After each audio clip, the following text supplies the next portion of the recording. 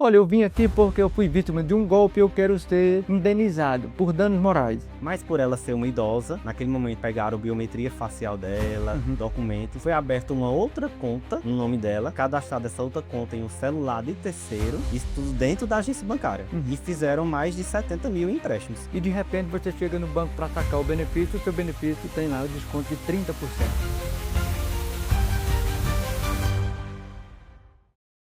Olá, meu amigo, minha amiga, mais uma vez aqui para tratar sobre as regras previdenciárias, para falarmos um pouco sobre os direitos do brasileiro. Então a gente hoje vai tratar de um tema muito interessante, muito importante. Vamos tratar aqui dos golpes praticados contra os aposentados e os empréstimos fraudulentos que são realizados nos benefícios dos aposentados. Mas antes, eu gostaria que você se inscrevesse no nosso canal e ativasse aqui o sininho para que você não perdesse nenhum conteúdo nosso. Espero que você se inscreva, é de graça, não paga nada, e que você possa então compartilhar este conteúdo com o máximo de pessoas que você puder. Eu costumo dizer que um povo forte, um povo poderoso, é o povo que sabe, que conhece os seus direitos. É só assim que nós vamos conseguir se tornar um povo forte. Então, este conteúdo é exatamente para que você possa conhecer os seus direitos e também conhecer por onde andar e onde requerer os seus direitos. É só assim que eu tenho certeza que nós conseguiremos nos tornar um país forte e poderoso. Hoje nós vamos comentar e conversar sobre os golpes e empréstimos fraudulentos nas aposentadorias. E você que já é aposentado, assista esse conteúdo, você não pode perder, porque você vai conhecer como saber e como se livrar desses empréstimos fraudulentos. Hoje nós vamos receber uma pessoa muito especial, um advogado que trabalha nessa área do STRADV, e ele vai trazer um pouco da experiência dele, quais são as estratégias que são usadas para que os aposentados se livrem dos golpes e também dos empréstimos fraudulentos. Então vamos começar aqui com o doutor Alberto Lucas, não é isso, doutor? Isso, doutor. Doutor, bem-vindo, espero que o senhor Obrigado. sinta-se em casa, fique bem à vontade e qualquer coisa, qualquer dúvida, o senhor pode perguntar. O senhor está em casa, fica à vontade, viu? Tá certo, doutor. É sempre muita alegria estar aqui, né? Eu tava bem ansioso, assim, por esse momento, né? Os outros advogados do escritório já tinham participado do podcast, né? Samuel Rolim. E aí é uma grande alegria para mim estar aqui, né? Em poder contribuir, em poder colocar à disposição, né? Dos nossos clientes, né? Dos nossos beneficiários, aquilo que a gente vê na prática, né? No direito bancário, na questão de golpes, na questão de fraudes, que vem acontecendo muito no nosso país, né? E aqui em Assaré também é muito comum. Muito bem. Obrigado, doutor. Eu vou fazer uma apresentação do senhor aqui, uma apresentação rápida para que os nossos seguidores possam conhecer o doutor Alberto. Advogado que atua conosco aqui no STRADV em demandas cíveis envolvendo bancos e instituições financeiras. Dr. Alberto Lucas é graduado em Direito pelo Centro Universitário Dr. Leão Sampaio, tendo sido aprovado na OAB ainda no 9º semestre de graduação. Além disso, atualmente é pós-graduando em Direito Civil pelo Instituto Legale Educacional, bem como em Direito de Família, Sucessões e Processo Civil pelo Damaso. E hoje nós vamos conversar sobre um tema extremamente importante e que vem prejudicando milhares de aposentados e pensionistas no Brasil: os empréstimos consignados fraudulentos. Milhares de aposentados descobrem descontos no benefício sem nunca terem contratado empréstimos e muitas vezes só percebem quando o dinheiro já está sendo descontado há meses. Mas afinal, como isso acontece? Como que o banco consegue fazer isso? E se é possível cancelar estes empréstimos? Hoje nós vamos revelar como funcionam os golpes dos consignados e o que pode ser feito juridicamente. Portanto, nos siga, nos acompanhe, assista até o final e você pode compartilhar esse conteúdo com seus amigos, com seus vizinhos e com aqueles parentes que já foram vítimas de empréstimos fraudulentos. Doutor Alberto, para começo de conversa, eu queria primeiro perguntar o seguinte: como que acontece estes empréstimos fraudulentos? Como é que acontece? Como é que surgem esses empréstimos? Que a gente geralmente recebe um aposentado ou os aposentados dizendo que somente descobriram que estão sendo vítimas ou que foram vítimas de um empréstimo fraudulento quando o benefício já tem um desconto. Uhum. Né? Tem muitos aposentados que só sabem que estão sendo vítimas de um desconto indevido quando realmente já aconteceram 2, 3, 4, às vezes um ano Sim. de desconto. Então, como é que surgem esses empréstimos? Como é que são feitos esses empréstimos considerados indevidos ou fraudulentos? Só. Pessoal, eu sempre penso que existe duas possibilidades, né, que o empréstimo ele surge, né. A primeira que eu vou vendo é uma fraude de um terceiro, né, que inicialmente a gente deixa um pouco o banco de lado, né. Um terceiro que muitas vezes em uma fila de um banco, né, a gente vê muito caso de aposentados que a pessoa ela está na fila do banco e alguém pede para ajudar ela a sacar o benefício, né. Essa pessoa consegue pegar alguma biometria facial, consegue pegar o cartão de saque, consegue pegar números de conta, enfim. A primeira possibilidade, né, do início, né, é de um terceiro, né, que não tem vinculação com o banco e nem com o beneficiário, mas naquelas circunstâncias ali, fática, consegue ter acesso aos dados daquele pensionista, do beneficiário do INSS. Outra possibilidade é diretamente ligada ao banco, né, por algum vazamento interno, que a gente fala muito que é a falha na prestação do serviço bancário, no qual, por alguma falha interna, algum fortuito interno do banco, é vazado os dados dos aposentados, né, e instituições bancárias conseguem fazer empréstimo consignado, né. Então isso são as 2 possibilidades que eu enxergo, né, tanto um terceiro que tem acesso a dados das pessoas, de alguma forma, né, perdeu um cartão, numa fila de um banco, a pessoa ela pegou a sua biometria, pegou a senha de alguma forma, quanto também diretamente ligado à instituição bancária, né, seja por correspondente bancário, ou na própria agência, Hum. né. A gente já viu, né, já vimos diversos casos, né, que acontece de pessoas que no momento foi fazer um empréstimo, por exemplo, né, teve interesse em fazer empréstimo no banco.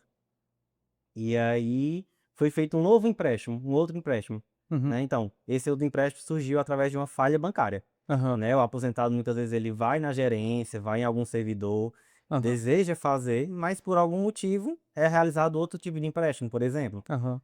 né. Então são várias situações, né. Eu acho que hoje tá muito diversificado a questão de como surge o empréstimo em si. Uhum.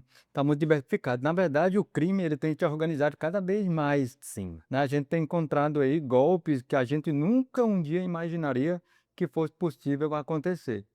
Essa questão do aposentado receber ajuda na fila do banco é uma questão muito comum, Sim. porque a maioria das pessoas que já recebem benefício do INSS, em regra, a maioria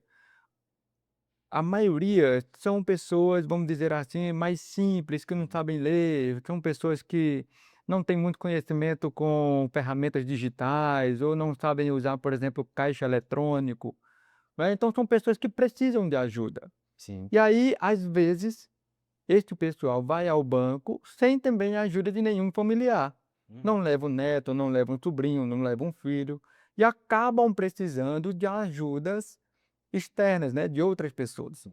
E nem sempre o banco tem também um profissional, um funcionário seu ali na área externa do banco, vamos dizer assim, naquela área onde tem ali os caixas eletrônicos.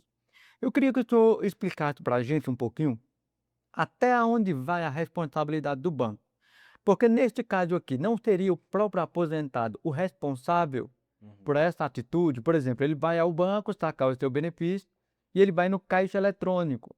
Naquela ocasião ali, ele recebe a ajuda de uma pessoa que está na fila, que não é parente, não é familiar, não é nada do aposentado e presta a ajuda, o auxílio a este aposentado para sacar o benefício. E às vezes o aposentado troca o cartão Uhum. com esta pessoa que está ajudando, né? Ele coloca lá o cartão dele, faz a operação, a pessoa que está ajudando clica, faz ali Sim. o procedimento correto, o dinheiro sai, o aposentado pega o dinheiro e coloca no bolso, mas a pessoa que ajudou troca o cartão, entrega o cartão de outra pessoa para o aposentado e fica com o cartão daquele aposentado. Até onde vai, portanto, a responsabilidade do banco nessa situação? O banco deveria ou não, por exemplo, ter um funcionário à disposição do aposentado lá no caixa eletrônico? Doutor, a responsabilidade do banco,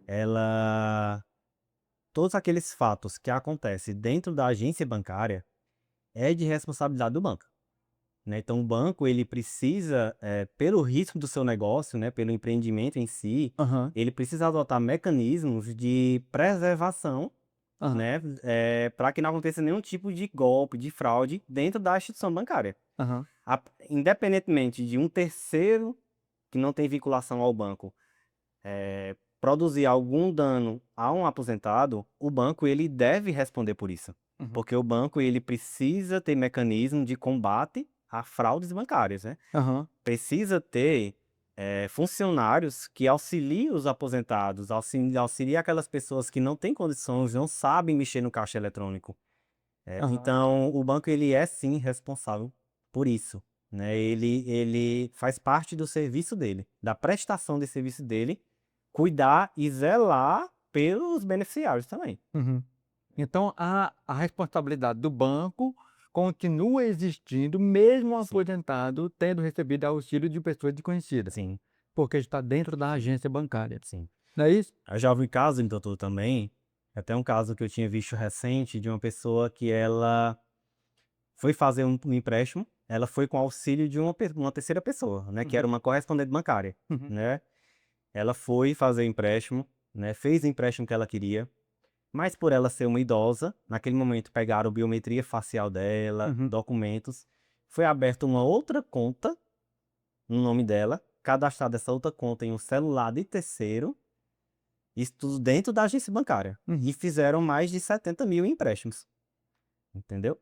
Então, entraram na justiça nesse processo, né? O banco percebendo que a culpa era deles, né? Por essa falha interna, uhum, o banco já ofereceu até uma proposta de acordo inicialmente à audiência, uhum. né? Então, todos os 70 mil que a cliente ela iria pagar foi declarado extinto, né? Nulos, e ainda houve uma indenização por dano moral Uhum, oferecido pelo próprio banco. uhum, Então, assim, um terceiro que acompanhou a cliente sabia quem era essa mulher, uhum, né? Porque ela já tinha feito outros procedimentos com ela uhum, de empréstimo. Mas como aquele fato aconteceu dentro da agência bancária, o banco ele é responsável. uhum. Ele deve responder por isso, Certo, independentemente dele ter culpa. certo. Então vamos lá. O banco é responsável por todos os fatos que acontecem dentro de sua agência. Isso. Mas eu quero trazer aqui a lembrança de que existem alguns caixas eletrônicos que não estão localizados dentro da agência bancária. A gente vai, por exemplo, ao shopping e no shopping tem lá um caixa eletrônico. A gente vai em alguns supermercados e lá também tem caixas eletrônicos. E nestes casos aqui, um caixa eletrônico do banco está dentro do supermercado ou está dentro de um shopping, de algum comércio, de algum estabelecimento comercial.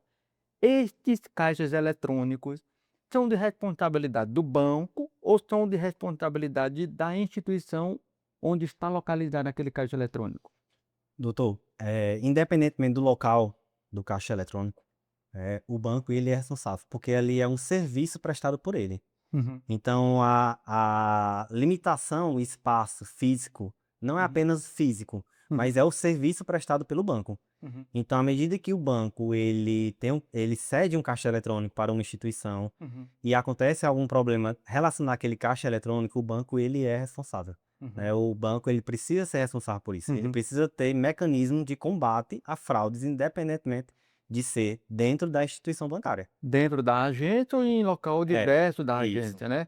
É importante isso daí, porque muita gente acredita que o supermercado, ou o mercadinho, ou o shopping é que é responsável por aquele equipamento, por aquela máquina, né? Tem gente que vai sacar o dinheiro no caixa eletrônico que está lá no mercado, no mercadinho, pensa que a responsabilidade, portanto, é do mercadinho ou do supermercado. Então, é bom que esclareça isso, que a agência bancária Sim. é um espaço físico do banco, mas também o caixa eletrônico, onde está localizado aquela máquina, aquele espaço onde está localizada a máquina do caixa eletrônico é de responsabilidade do Sim, banco, sim, né. Então, tanto faz que o caixa eletrônico do banco XYZ, qualquer banco, sim. o caixa eletrônico daquele banco está localizado dentro da agência bancária ou fora da agência bancária, como em shoppings ou então supermercados, este espaço onde está localizada a máquina do caixa eletrônico é considerado espaço do banco. Portanto, ele é o responsável por qualquer coisa, por qualquer problema financeiro, inclusive, que venha a acontecer naquele caixa eletrônico. E aí o banco deverá, portanto, ser processado, deverá ser procurado pelo cliente para resolver essa situação. Doutor, muita gente procura resolver na justiça um problema de fraude ou mesmo de golpe em relação a empréstimos que foram feitos, sendo que a pessoa não sabia nem sequer assinou. Nestes casos aí, qual é a orientação melhor? O cliente deve logo procurar o judiciário, a justiça, deve contratar um advogado, procurar dar entrada no processo na justiça ou deve procurar a instituição financeira para resolver isso? Doutor, eu sempre penso que lutar pela resolução do problema na via administrativa, inicialmente, ela é muito boa. Uhum, Por quê? Até para uma via judicial, você administrativamente tentando dialogar com o banco e o banco já se recusando, já é um meio de prova na justiça de que uhum, você tentou resolver de boa fé, né? uhum, Que você não fez aquele empréstimo, que você não fez aquele cartão. Então você tentou de forma administrativa dialogar com o banco. E você só conseguiu, né? Você, por não ter conseguido dialogar com o banco, precisou ir para a justiça. uhum, Então eu sempre sou favorável a inicialmente ir na agência, explicar o que aconteceu, né? E sempre, sempre pegar um documento da agência de que você tentou dialogar com eles. uhum, Nunca ser só de boca, uhum, né? Porque a gente precisa demonstrar isso também, é importante em um processo judicial. uhum, Então, por exemplo, aconteceu um empréstimo, né, no seu cartão, no seu benefício, vá na agência, né? Diga à agência que você não fez, peça um documento relacionado a esse contrato. uhum, Caso a agência diga não, não tem o que a gente fazer, aí a gente vai para a justiça, né? uhum, Mas a via administrativa ela é muito importante. uhum, Nesse caso, nesse caso que foi feito esse acordo com a instituição bancária, na época, foi feita uma reclamação ao próprio gerente, o gerente assinou, foi feita uma reclamação no DECOM, porque a instituição bancária ela é direito do consumidor, né? uhum, Com relação ao banco, uhum, nós estamos diante de uma relação de consumo. uhum, Então foi feita uma reclamação no DECOM, né? Então isso tudo ajudou de forma liminar na época já conseguir suspender os descontos. uhum. DECOM é a Delegacia do Consumidor. É um órgão criado pelo governo para que também você possa fazer as denúncias relacionadas a qualquer tipo de fraudes ou mesmo falha na prestação do serviço pelas empresas. Então, Delegacia do Consumidor é também uma forma de você se resguardar, né? Ou você ser reparado por um eventual dano que tenha sofrido. Doutor Alberto, nós falamos aqui dos fraudes de empréstimos fraudulentos acontecidos, ocorridos dentro da agência bancária. Falamos também daqueles procedimentos que foram feitos fora da agência bancária, mas no caixa eletrônico daquela instituição, daquele banco, que estão em supermercados, em shoppings. E eu queria também falar daqueles golpes que são praticados por telefone. Uhum. Então, existem golpes que são praticados dentro da agência bancária, os golpes que são praticados no caixa eletrônico do banco, mas fora da agência bancária. E também eu queria tratar um pouco daqueles golpes que são praticados por telefone, Sim. ou por meio de aplicativo de mensagem, como o WhatsApp, ou mesmo por meio de ligações, que a gente tem visto muito. Inclusive, nós advogados estamos passando por um problema sério Sim. porque temos muitos casos em que os advogados estão sendo vítimas também, juntamente com o cliente, de um golpista que se passa pelo advogado perante o cliente. Então, nestes casos, o golpista liga para o cliente, consegue o telefone dele, não sei como, e aí faz ali algumas perguntas e consegue capturar os dados do cliente e com a posse desses dados consegue fazer empréstimos fraudulentos. Uhum. Estes golpes praticados por telefones também podem ser de responsabilidade do banco. Sim, pode sim. Porque assim, O contrato, né, quando a pessoa ela vai contratar um empréstimo, o segurado, né, o aposentado, ele precisa expressamente desejar contratar esse empréstimo, né? Ele precisa, de forma clara, né, ter a vontade de contratar. Então, à medida em que um terceiro, ele se utiliza dos seus dados, né, e contrai um empréstimo, o banco, ele precisa demonstrar, né, em um eventual processo judicial, de que foi o aposentado que quis contratar, Uhum, né? Então, mesmo assim, existe uma responsabilidade bancária, uhum, porque todo empréstimo precisa ter a expressão da vontade da pessoa, uhum, né? Seria um vício na vontade, né? Um vício no consentimento. uhum, Então, o banco, apesar de golpes por telefone, né, que a pessoa, ela, por algum, por algum motivo, passou um dado bancário, um CPF, tirou até às vezes uma biometria facial uhum, através de um aplicativo, mas na justiça o banco ele precisa demonstrar de que aquele empréstimo está válido. Por quê? A instituição bancária, como eu tinha falado, ela precisa prestar o serviço adequado, uhum, né? É um direito do consumidor, né?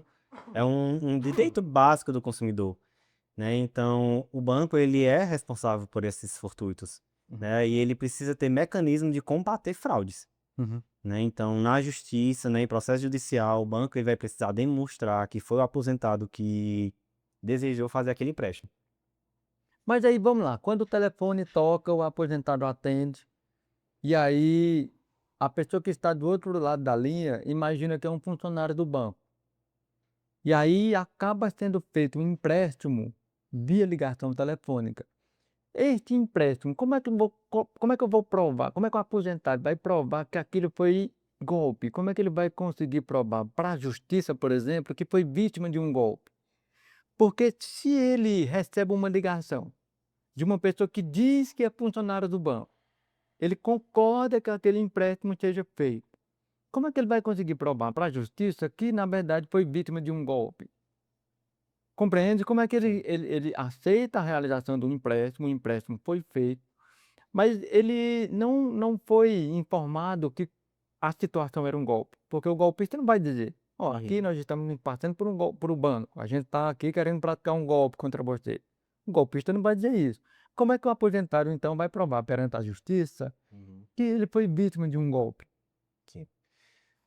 Eu sempre oriento ao cliente, né, quando ele cai em uma situação como essa, porque assim, se foi contratado um empréstimo, teoricamente é para ter recebido um valor em seu extrato bancário, Uhum, né? Então na teoria é para o cliente ele receber um aposentado, ele ter recebido um valor. Então eu sempre oriento o quê? Consiga os extratos bancários dos últimos anos uhum, para a gente fazer uma argumentação.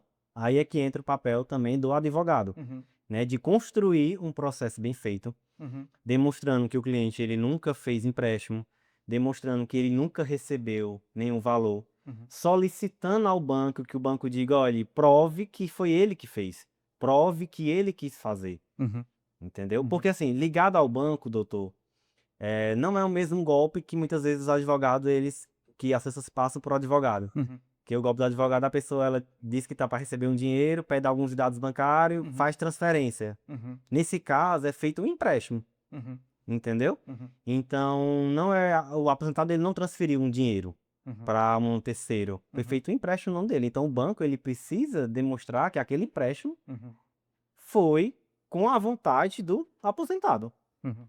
entendeu? Aí há uma diferença muito clara Sim, entre um empréstimo que foi feito e uma transferência isso, que ele, isso, aposentado, fez. isso, Aí é diferente, isso. né? A situação aqui é difícil até a gente explicar com mais detalhes, porque parece muito, ambos são golpes, Sim, mas são situações diferentes. sim. Porque uma coisa é o aposentado ou qualquer pessoa entra no seu aplicativo de banco e faz a transferência. Uhum. Uma coisa é este tipo de golpe aí. A pessoa Isso. foi vítima de um golpe, mas ela, por livre e espontânea vontade, né, ou seja, manipulada, foi manipulada, enganada por alguém, foi induzida a erro e Isso. ela fez uma transferência da conta dela para a conta do golpista. Esta é uma situação que a responsabilidade poderia recair sobre a vítima. Isso. Só que numa situação totalmente diferente, em que o golpista, ele faz o empréstimo em nome do aposentado, sem que o aposentado tenha assinado qualquer contrato, sem que o aposentado tenha autorizado a realização daquele empréstimo. É uma situação diferente. Neste caso, mesmo que tenha sido por telefone, o banco ainda é responsável por aquela situação, por aquele empréstimo fraudulento. O banco deve se cercar de medidas Isso. que inibam condutas como essa, né? Perfeito, doutor. Só interrompendo, mas ainda está um pouco embrionário, mas já tem entendimentos, né, na jurisprudência, né, Uhum, nas decisões judiciais, de que até transferência, né, de forma irregular por golpistas, existe uma responsabilidade também bancária pela transferência, porque é uhum, um serviço do banco também, uhum, entendeu? É algo que ainda está caminhando no direito, né, que já vi algumas decisões recentes, né, porque uhum, está muito em xeque a questão de transferência de golpe. uhum. Está muito alta no Brasil hoje. Aham. Então é uma coisa que o aposentado e qualquer pessoa precisa eh, ter cuidado, né, de não transferir dinheiro para outra pessoa que você não conhece, Hum. né, sempre ter esse zelo de não transferir, seja um familiar, seja um terceiro que peça algum dinheiro, porque está muito alta a questão do golpe. Existem É, quadrilhas. nós já vimos sim algumas decisões nesse sentido, em que o aposentado, ou então qualquer pessoa, não só o aposentado, que foi vítima de um golpe do advogado, o golpe do advogado ou do falso advogado, essa pessoa poderia entrar com um processo contra o banco, Isso. e aí nós já vimos decisões favoráveis nesse sentido, de que o banco também é responsável. Por quê? Porque é responsabilidade do banco conferir se aquela transferência foi Isso, de fato realizada pelo titular da conta, isso, ou se foi autorizada pelo titular da conta. isso. E a gente encontra, por exemplo, algumas medidas praticadas pelos alguns bancos, por alguns bancos. Às vezes eu vou fazer uma transferência para uma outra pessoa, eu recebo uma ligação do banco. Antes de a transferência ser de fato concluída, o banco, o gerente do banco me liga. Samuel, esta transferência de X reais é mesmo sua? É você que está fazendo? O destinatário você conhece? Ou seja, quem é a pessoa que vai receber aquele valor? Então, são medidas que o banco pode adotar para que evite aí uma possível fraude ou possível golpe, né? Então, acaba também que sendo uma responsabilidade do banco. Isso. Mas com relação ainda aos aposentados, essa responsabilidade do banco não é apenas pela prestação do serviço, não é apenas pela segurança. E quando eu perguntei ali qual é a prova que o aposentado deve ter de que foi vítima, é bom lembrar também que o ônus da prova Sim, recai sobre o banco isso, e não só sobre o aposentado, isso. não é? Então, por isso que muitas vezes a gente entra com um processo pedindo para que o juiz cite o banco ou intime o banco para que apresente o contrato do empréstimo, por exemplo. Sim, Ora, se foi um empréstimo realizado, o empréstimo precisa de uma prova de que ele foi realmente realizado e pedido por aquele cliente, sim, por aquele aposentado. sim, E o instrumento de prova melhor é isso. o contrato de empréstimo bancário. Então, na ausência de prova, o aposentado não precisa se desesperar, não precisa ficar sem saber como fazer, porque é responsabilidade do banco provar que aquele empréstimo foi regular. Não é isso, doutor? Sim. Então, a responsabilidade recai para o banco. Nesse conto também, doutor, vamos lá, existe 3 situações possíveis, Uhum, né? A pessoa ela já fez um empréstimo há 2 anos atrás, mas por algum motivo, hoje tem 4 empréstimos sendo cobrados. uhum, Então ela se lembra, o aposentado ele se lembra, não, eu só fiz 2 empréstimos há 2 anos atrás. uhum, Só que hoje está aqui 4 empréstimos. uhum. Existe a situação de que a pessoa ela contratou um empréstimo, mas que por alguma falha dentro da agência bancária, ela está sendo cobrada por um valor que ela não recebeu. Certo. Então, existem inúmeros processos judiciais, existe até um recente que eu também verifiquei, que a cliente ela fez um empréstimo de R$ 2.000 e lá no documento dela, né, no extrato de empréstimo consignado, consta como se tivesse sido transferido R$ 11.000. Uhum, E o banco está descontando todo mês o valor referente a como se fosse R$ 11.000 uhum, recebido por ela. uhum, Então, nesse caso, ela o quê? Ela fez, ela tem um contrato, mas uhum, ela não recebeu o valor completo. uhum, E existem as situações que um terceiro aleatório fez, uhum. né? Que pegou algum documento dela, que pegou. Enfim, surgiu do nada o empréstimo. Como eu já falei no início, é algum terceiro para algum dado bancário, alguém que pegou o cartão, Uhum. a própria agência bancária, infelizmente, correspondente bancário. Todos esses casos, o banco ele é investido o ônus da prova. Então, o banco ele precisa demonstrar, né, com provas, o banco precisa juntar provas que o contrato ele está regular, Uhum. né? Então, o aposentado, as pessoas elas ficam até no escritório um pouco desesperada, olha, eu nunca fiz, eu recebi meu benefício tem 2 meses e começou a ser descontado R$ 450 de um Uhum. empréstimo que eu nunca fiz, nunca recebi, Uhum. um valor de 15 mil às vezes que consta lá no extrato. Uhum. Eu disse, não, se acalme, né? Que o banco vai ter que demonstrar que foi regular. O banco vai ter que demonstrar que você recebeu. E mesmo se você tiver recebido o valor, né? Receber o valor não valida o contrato. Porque o que valida o contrato é o aposentado ele assinar. Ele Uhum. dizer, eu quero contratar o empréstimo. Uhum. Né? É o vício na vontade. É ele expressamente dizer que quer contratar. Então fica a dica aí para você que é aposentado. Sempre que você tiver um desconto no seu benefício, você precisa primeiro verificar que de fato foi um empréstimo que você fez. Se aquele valor descontado não se refere ao empréstimo que você fez, você precisa imediatamente solicitar ao banco o extrato da sua conta para verificar de que se refere ou a que se refere aquele desconto. Se um empréstimo que foi feito, se esse desconto que referia a um empréstimo, este empréstimo que foi feito não foi assinado por você, você precisa imediatamente tomar as providências para que aquele empréstimo seja anulado. Dessa forma, o banco é quem tem que provar que aquele empréstimo é regular, é devido e que realmente foi assinado por você. Se você não assinou o contrato, o empréstimo deverá ser anulado e você poderá receber os valores que foram descontados da sua aposentadoria. Doutor, ainda com relação aos valores descontados, existe uma previsão legal de que o aposentado pode receber o valor em dobro daquilo que foi descontado? Sim. Como a relação entre o banco e o aposentado é uma relação de consumo, né, ligada ao direito do consumidor, no direito do consumidor é previsto que aquela pessoa que ela é cobrada de uma dívida que ela não contraiu e ela pagou aquela dívida, ela tem direito à devolução daquele valor em dobro. Então, em uma análise judicial, né, em uma análise do contrato, dos valores que foram descontados, é possível na justiça todo aquele valor que foi descontado ao longo dos anos do aposentado ser devolvido em dobro, né? É lei, né? Lei tem jurisprudência, tem entendimentos dos tribunais superiores, Uhum. então é algo que se consegue, né? É um direito do aposentado. Então, se você foi vítima de um empréstimo fraudulento, teve valores descontados da sua aposentadoria referentes a empréstimo que você não fez, você tem o direito de receber de volta o valor descontado e ainda mais o valor na forma dobrada. Ou seja, se você teve o valor de R$ 100 descontados mensalmente da sua conta, você terá o direito de receber 200, ou seja, na forma dobrada. Doutor, para receber esse valor na forma dobrada, o aposentado tem que provar que realmente foi vítima de um golpe ou também a responsabilidade continua sendo do banco? O banco é que tem que provar que aquele empréstimo estava regular. O banco é que tem que provar.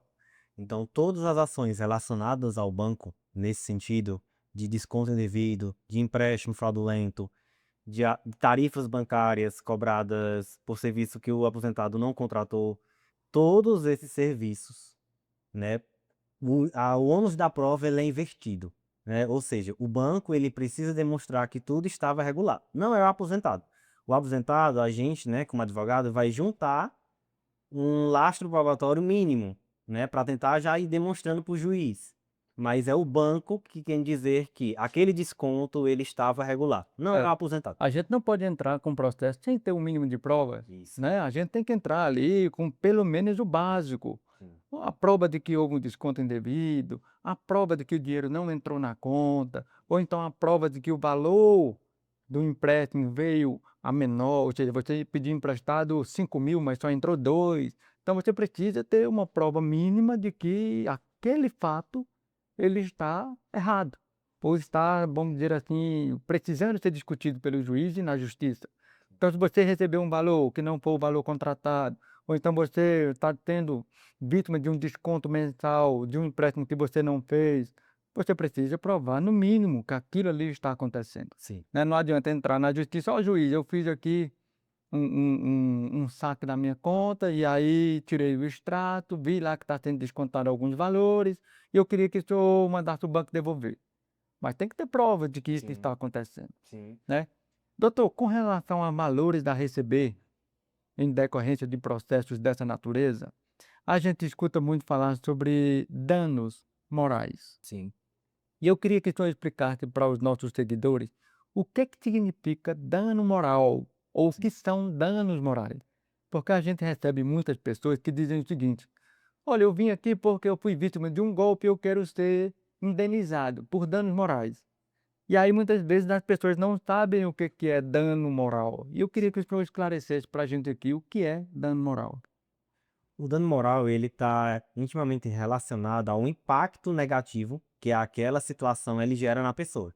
Nesse caso específico dos empréstimos consignados fraudulentos, o dano moral, ele é presumido.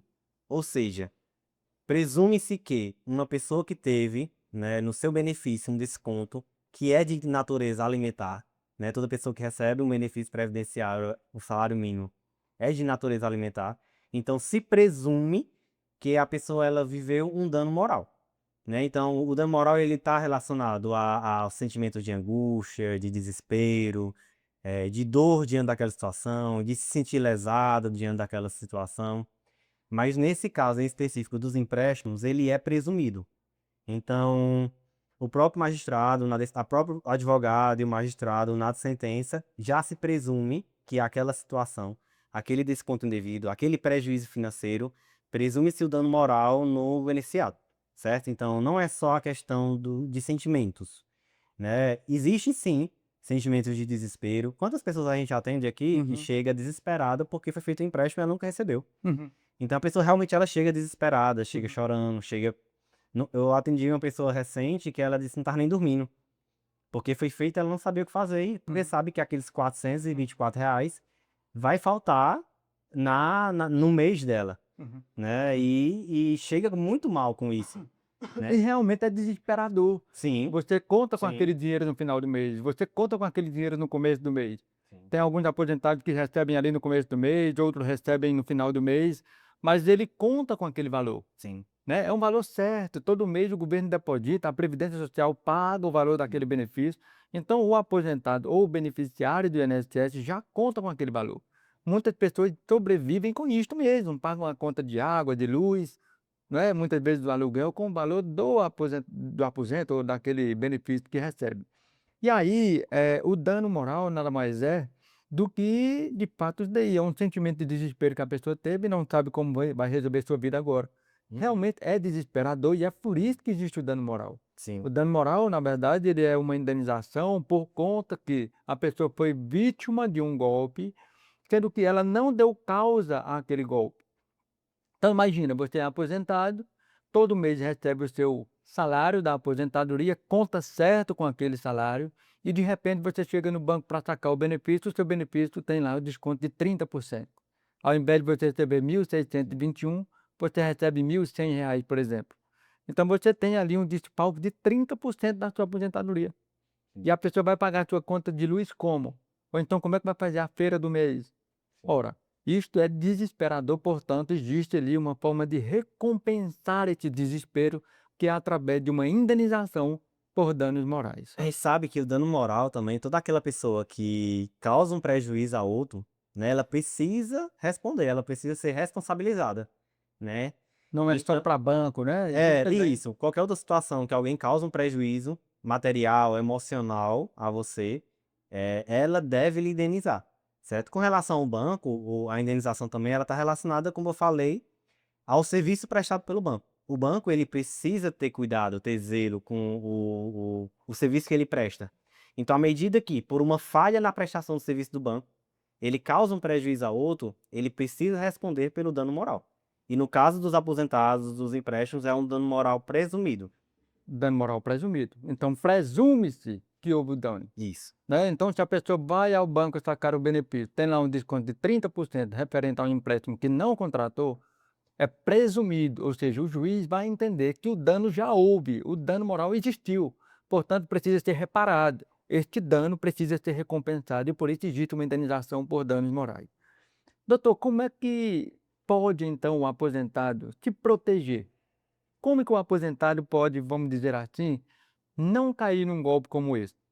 qual é a dica que o senhor dá ou quais são as orientações que o senhor pode dar para os aposentados não caírem nesse tipo de golpe? Pronto. Doutor, nunca, se você não conhece aquela pessoa, nunca entregar o seu cartão, cartão do seu benefício, RG, CPF, a uma pessoa desconhecida, porque você não sabe o que ela vai fazer com aqueles seus documentos, né? Então, em hipótese alguma, na agência bancária, se não for um funcionário do banco que vai fazer o saque do seu do seu benefício, você entrega a um terceiro que você não conhece. Se você não sabe fazer o saque, porque realmente é algo que não é simples, não é fácil de se fazer, Uhum, leve um neto, um sobrinho, um vizinho da sua confiança para fazer, né, o saque do seu benefício. Se receber ligações telefônicas, falando que está oferecendo juros mais baixos, falando que se você contratar vai receber um valor X, Y, não faça isso, vá na agência, né? Vá na agência, não contrate empréstimo por telefone, simplesmente por um aplicativo. Vá na agência bancária, pegue o contrato. Eu acho que é uma coisa muito válida. Eu sempre digo assim à pessoa: não faça empréstimo, uhum, mas se precisar, pegue o contrato. uhum, Se precisar fazer um empréstimo, não saia do banco sem um papel que fale quanto você contratou, fale quando vai acabar, quando vai iniciar um desconto, o uhum, valor da parcela, uhum. né? Então, sempre que for fazer, pegue um contrato, pegue qualquer documento na agência bancária que o advogado futuramente, caso dê algum problema, possa ter provas para argumentar na justiça. Uhum. Então, assim, eu acho que a coisa que eu mais indico inicialmente, não faça, né? Eu não sou favorável ao empréstimo em si, não faça. Mas se precisar fazer, pegue o contrato. Se precisar fazer, não faça por telefone. Se precisar fazer, não entregue o seu cartão a um terceiro que você não conhece. Muito bem. Eu costumo dizer a mesma coisa. Olha, se você precisar fazer o empréstimo, você faz. Mas procure fazer aonde você conhece e com quem você conhece. Sim, Porque a gente encontra hoje diversas instituições financeiras que fazem empréstimo, sim, né? Então, hoje não tem apenas os bancos, sim, existem instituições financeiras que são menores, né? Ou então estão começando agora, que são empresas que oferecem juros mais baixos e o aposentado, ou então qualquer pessoa, tem o direito de procurar economizar.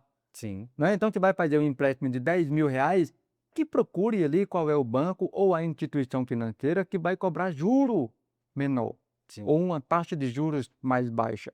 Então é importante sim o aposentado ou então qualquer pessoa procurar onde é que tem taxas melhores. Mas é importante também que procure instituições que sejam conhecidas, Sim, já sim, estão no mercado há muito tempo, para que você possa, por exemplo, saber aonde ir, sim, né. Então a gente encontra também algumas empresas que são fraudulentas mesmo, né, tem algumas instituições financeiras que aplicam golpes, né. Diz aí que o valor dos juros é 1% ao mês e na verdade quando você vai olhar na sim. prática o juro é de 5, 6, 10% ao mês. Então é claro que você pode fazer empréstimo, mas precisa se resguardar. Isso. E aí todas essas orientações aí, todas as tuas orientações são realmente pertinentes. Então você que é aposentado, que precisa fazer um empréstimo, se cerque de 3 cuidados. O primeiro deles é você se dirigir à instituição aonde você pretende fazer o empréstimo. Chegando na instituição, assine o contrato e pede uma cópia desse contrato. O segundo cuidado que você deve ter é confira os valores que entraram na sua conta. Se você fez um empréstimo no valor de 5.000 e era para receber 5.000 na sua conta, você precisa tirar um extrato e comprovar que realmente entrou esses 5.000. Ou se você fez um saque, que você conte o dinheiro ali para saber se realmente tem os 5.000. E o terceiro cuidado é, não vá a uma instituição financeira ou bancária sozinho. Você que é aposentado, procure levar alguém da sua família ou alguém da sua confiança, para que você possa ter maior segurança na hora de realizar aquele empréstimo e aquele contrato. Portanto, vai aí 3 dicas para você que é aposentado e precisa fazer o empréstimo. Eu costumo dizer, doutor, o seguinte ainda: quando o aposentado deve fazer um empréstimo, ou então qualquer pessoa que tem dificuldade em assinar, ou então dificuldade em ler um documento, que não sabe ler muito, é importante que ele só assine um papel, qualquer papel que seja, seja um contrato, seja uma declaração, seja uma procuração, qualquer contrato. ou qualquer documento, só assine se tiver alguém da sua confiança perto. Sim. E peça para que esta pessoa leia o documento. Leia para saber o que é que vem dizendo ali, quais são os poderes que estão sendo discutidos ali, por exemplo, no caso de uma procuração. Então, é importante que o aposentado ele somente assine documentos, Sim. sejam eles contratos ou qualquer outro tipo de documento, se tiver uma pessoa que saiba ler perto daquele aposentado. Sim. E, de preferência, uma pessoa de confiança, né? Então, o meu pai já falava isso para o meu avô. Às vezes, o meu avô vendia um terreno, por exemplo, e aí uma pessoa chegava lá para pedir o documento do terreno. E aí, às vezes, ele esquecia que era aquela pessoa que tinha comprado.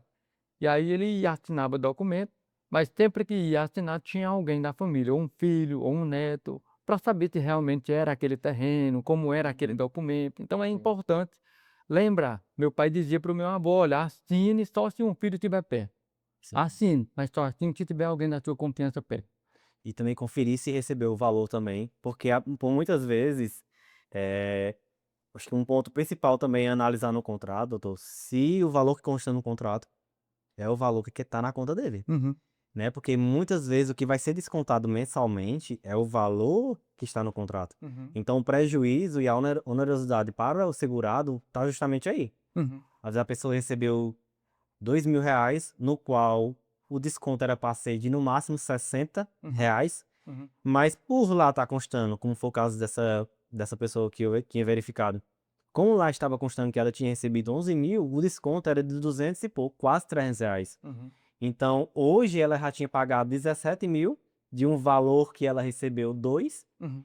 mas consta que ela teria recebido 11 e ao final ela vai pagar quase 30, Olha aí, um se não absurdo. for uma intervenção judicial. Uhum, uhum, Entendeu? Então, sempre, né, uma dica: verifique se o valor que está no contrato é o valor que você recebeu, né? Se uhum. não for, questione, não assine, não saia da agência sem resolver essa situação específica.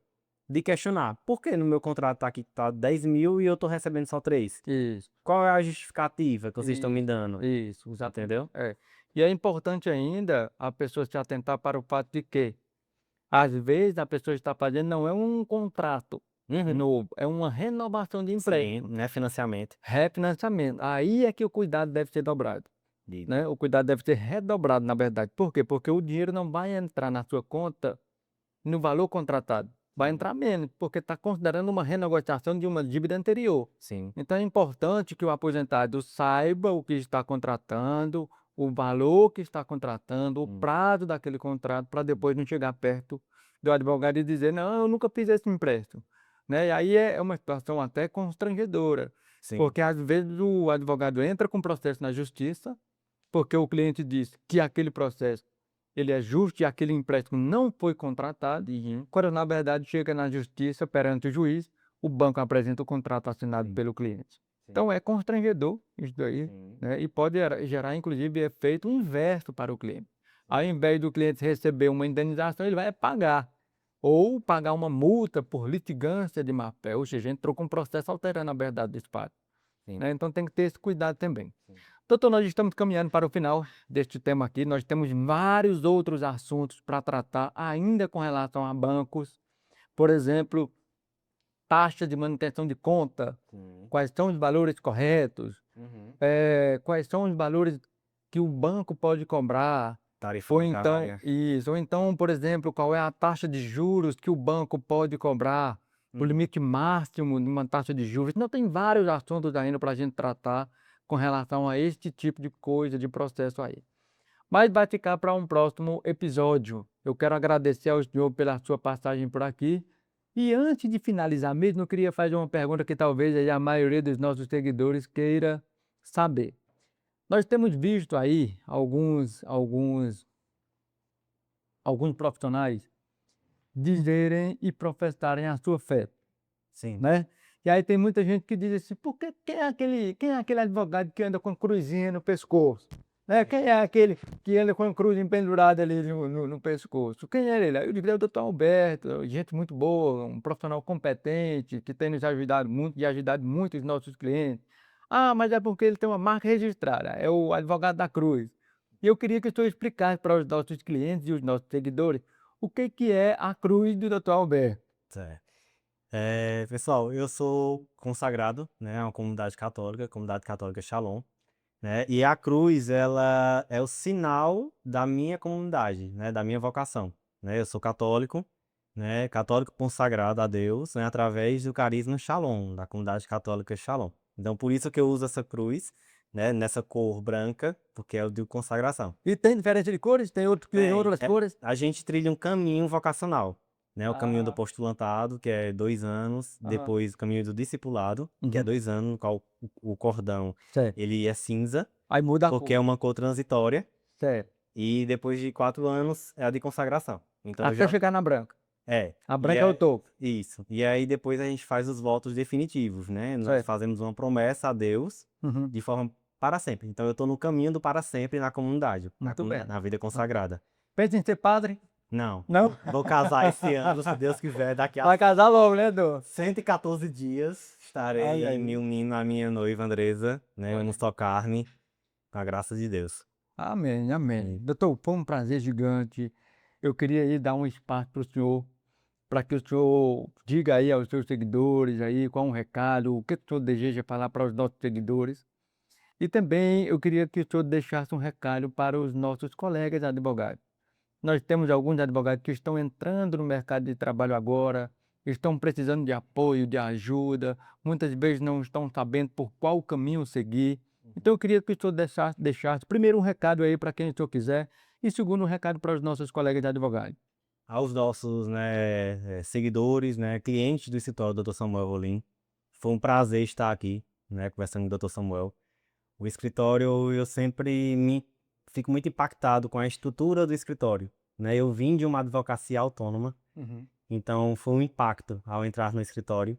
uhum. Profissionalismo, dedicação, né? Pode ter certeza que o escritório faz é o melhor trabalho possível, né? Obrigado. Realmente o escritório, a gente tenta até aonde não dá mais. Uhum. E quando não dá mais, se arrumar uma brecha, a gente inicia tudo de novo, né? Então, assim, é uma marca do escritório Samuel Rolim. Então, a você, cliente, né, o que eu posso dizer é que o seu serviço, o seu cuidado, o seu benefício, ele está sendo bem cuidado aqui no escritório, né? O seu Obrigado. benefício, ele está sendo cuidado com muita dedicação. O Dr. Samuel, ele tem uma equipe muito preparada. Todos os Obrigado. advogados, comercial, todo mundo são pessoas que se dedicam muito, né, a trazer o resultado, né? Então, a você, né, eu digo que o seu benefício, ele está em boas mãos. Ele está em boas mãos Obrigado. com dedicação. E aos advogados, né, nossos colegas de profissão que estão iniciando agora, a advocacia ela é uma caça ao tesouro, né? Nós vamos construindo, né, mês a mês, dia a dia. Eu sou um jovem advogado, eu tenho 3 anos de advocacia. Então eu estou construindo, né, a minha carreira, né? Mas uma carreira ela é construída com muita dedicação. Sim. Nós precisamos ter dedicação, né? Precisamos nos esforçar, né? Nós precisamos muitas vezes dormir pouco para poder ter um resultado muito bom, Uhum. né? Então, a você, colega advogado, não desista no início da advocacia, né? Vale muito a pena. Para mim, eu entendo que a advocacia ela é uma missão, né? Por eu ser consagrado, né? Eu olho para a minha vida profissional, doutor Samuel, como uma missão. Então, cada pessoa, cada cliente, né? Cada processo que eu preciso fazer o mínimo possível, Uhum. ali é uma pessoa Uhum. e que eu entendo que eu tenho uma missão de fazer o melhor por ela. Uhum. Não é só por mim, Uhum. não é por dinheiro, é porque é uma missão particular como advogado. Uhum. Doutor, na verdade, quando o senhor fala aí sobre missão pessoal, eu também acredito no mesmo sentido. Quando a gente olha a história de alguns grandes homens, como Moisés, como Josué, como José do Egito, a gente entende que eles não poderiam fazer o que fizeram se não fosse Deus na vida deles. Sim. Você pega, por exemplo, Moisés, que conduziu o povo por 40 anos no deserto e conseguiu ter sucesso, conseguiu colocar o povo na porta da cidade ou da terra prometida.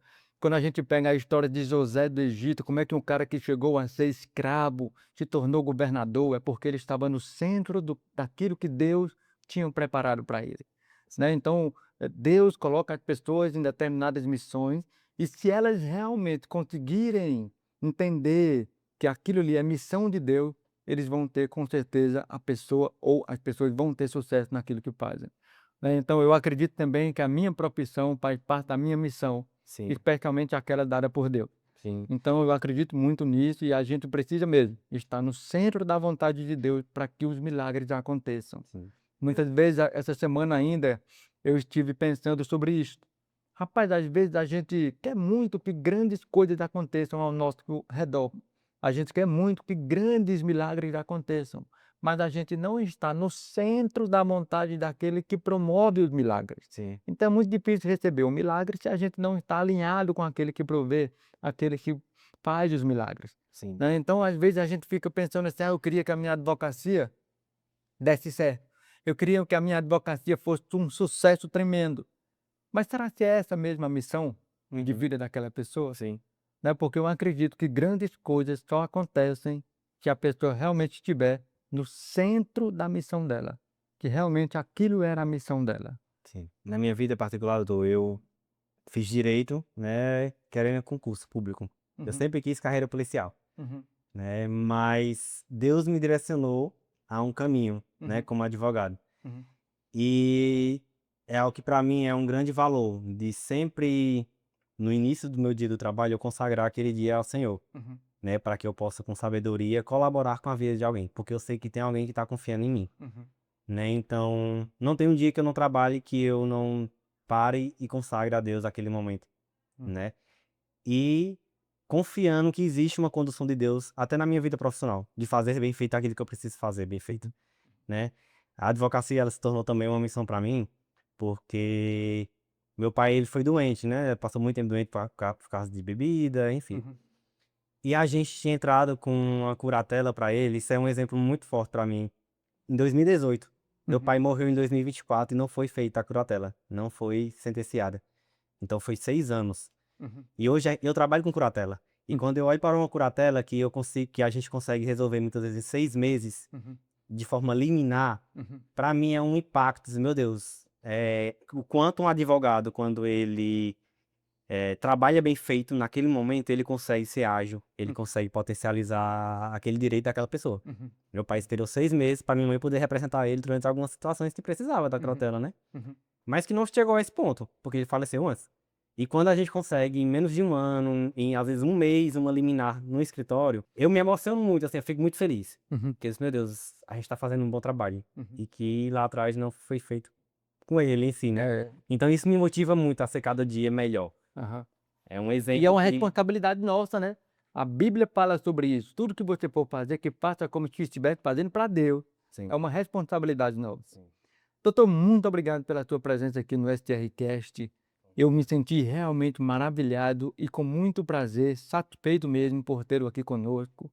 Eu espero que o senhor retorne ao nosso programa, com certeza retornará, que nós vamos fazer aí vários episódios, porque o tema do direito civil é muito amplo, Sim, né? E instituições bancárias como, eu não vou dizer o maior processado, banco como o maior processado, mas como uma das instituições mais processadas no Brasil, sim, tem muita coisa para a gente discutir sobre isso. sim. Então, sinta-se à vontade para retornar. Eu espero que o senhor retorne.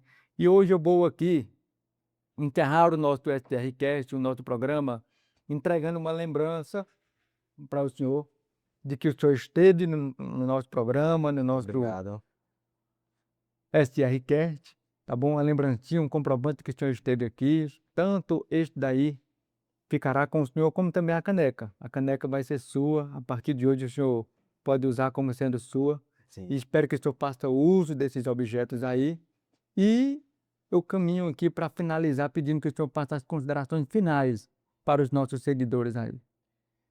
Bom, foi muito uma alegria estar aqui, né, eu estava esperando, né, como todos os advogados do escritório já vieram, quase todos, né, então eu estava esperando a minha vez de poder vir, porque é sempre muito bom estar em Assaré, né, eu como do Juazeiro, é sempre muito bom vir aqui, né, digamos assim, tocar na casa-mãe, digamos Aham, assim, né. aham. Então foi muito bom, né, espero retornar neste momento, né, de aprendizado, de conversa, mas é uma alegria, doutor, estar aqui, é realmente Obrigado. O prazer foi nosso. eu sou muito suspeito a falar do escritório em si, de estar aqui, porque eu gosto muito, né. É uma das coisas que me motiva muito é saber que eu trabalho aqui, né, e que vale a pena, porque eu sei da qualidade do escritório. Não tô falando isso porque eu falo, Obrigado. mas eu sei que minha advocacia não teria chegado no ponto que eu cheguei hoje sem o escritório. Não teria, né? Obrigado. Então, a mim cabe todos os dias fazer o melhor que eu posso. Talvez eu Obrigado. queria ter 16 horas por dia, mas não tenho. Mas fazer o melhor que eu posso naquilo que a história me pede, né? Eu acho que isso é uma grande motivação diariamente. Obrigado. Deus abençoe você. Amém. Doutor Alberto é um advogado muito querido aqui no escritório. Praticamente todos amam quando ele está presente na nossa sede aqui em Assaré. Uma pessoa muito querida. E eu espero que isso continue sendo este advogado exemplar que trabalha com dedicação e continue sendo essa pessoa carismática. É impossível estar perto de você e não abrir um sorriso. Portanto, parabéns, doutor, pela sua Obrigado. personalidade, pela sua dedicação e pela sua advocacia. Que Deus possa abençoar cada vez mais. Amém. Chegamos aqui ao final de mais um STRcast. Eu espero que você tenha gostado. Se gostou, deixa o seu like aqui. Se não se inscreveu ainda no nosso canal, se inscreva. É de graça, gratuito, você não paga nada. E você pode compartilhar este conteúdo, este bate-papo com o Dr. Alberto aqui, com seus amigos, com seus vizinhos.